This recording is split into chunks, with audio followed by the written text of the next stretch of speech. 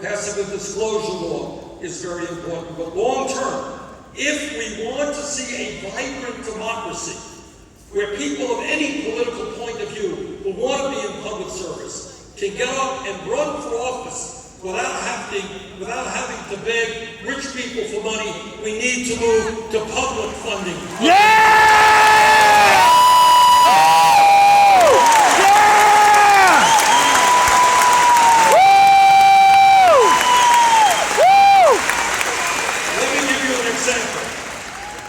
Of how bad the situation is today. According to media reports, which I think are accurate, the Koch brothers alone, second wealthiest family in America. A family that wants to eliminate Social Security, Medicare, Medicaid, public education. Real evil! And virtually every piece of legislation passed since the 1930s, which protect working families. This one family will be spending in this election cycle close to $1 billion.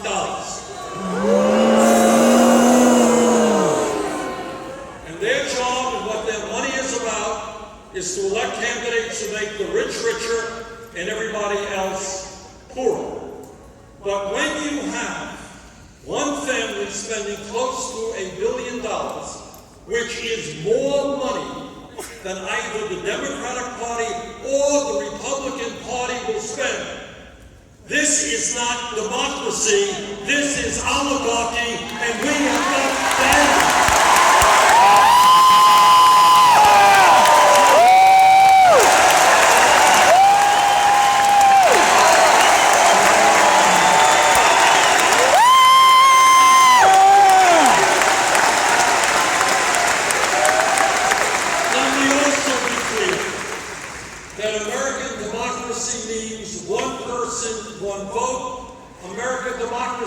Means that we try to have the highest voter turnout in the world.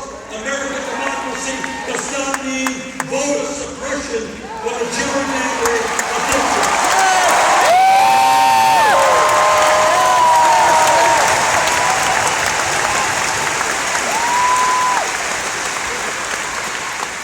I think everybody here knows that we are living in a very competitive global economy. And that if we are going to succeed, if our economy is going to do well in years to come, we need to have the best educated workforce in the world. Yeah!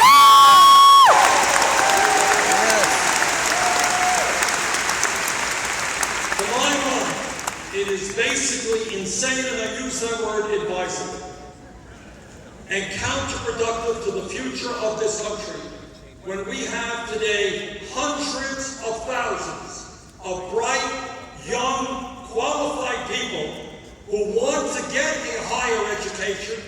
They want to go to college, but they are locked out because their families don't have enough money.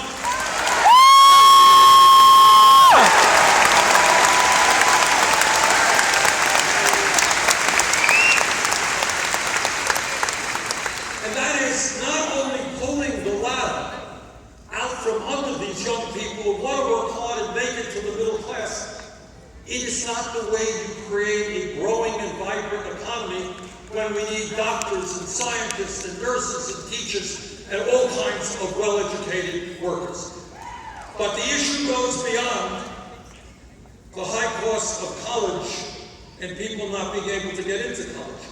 Today, we have a situation where we have millions of young and not so young people who are shouldering horrendous college debt decade after decade.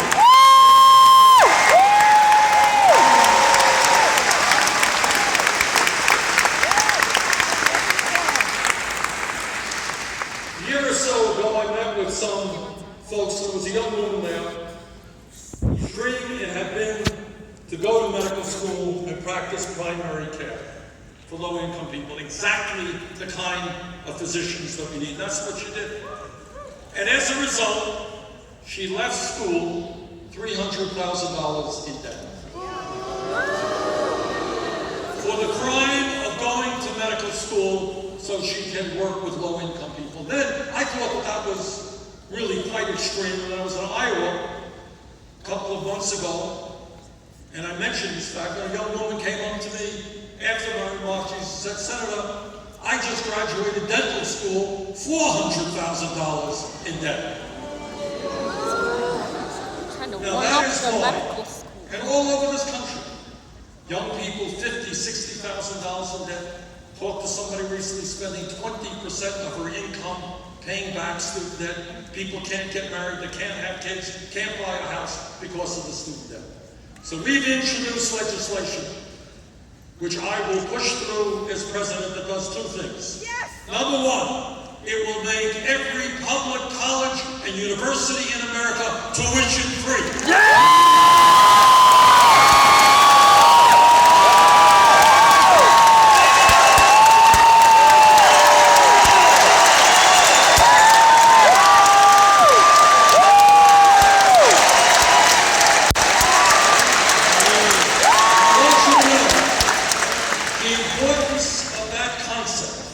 It's not just for kids in the 11th and 12th grade who want to go to college. The importance of that concept is that it will resonate with kids in the 5th grade and the 6th grade. Right now, all over America, there are young kids who may not know it intellectually, but they know it emotionally. Their parents didn't go to college. The kids in their neighborhood don't go to college. Why should they study hard? Why should they do their homework if they're not going to be able to get a higher education or make it into the middle class? That's wrong.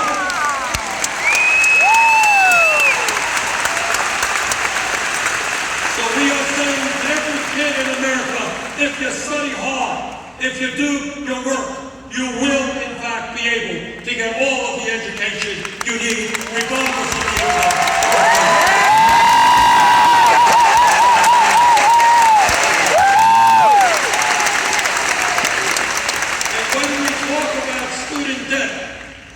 It is absolutely unconscionable that we have folks today who are paying interest rates of 8, 9, 10% on student debt, which they are stuck with for decades, yet they can go out and refinance their home for 2 or 3%. So what we've got to do is allow people with student debt to refinance. We've got to get the government out of the business of profiteering off of student debt.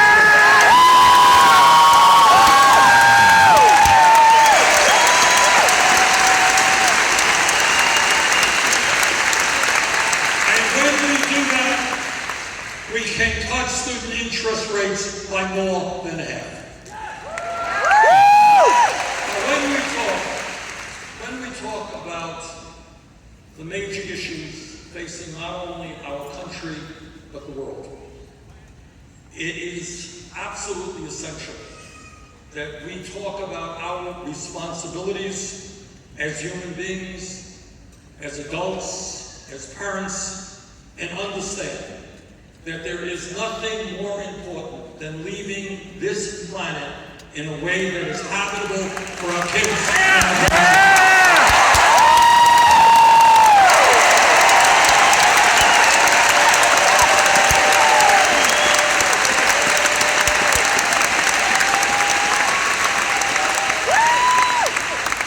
The debate is over.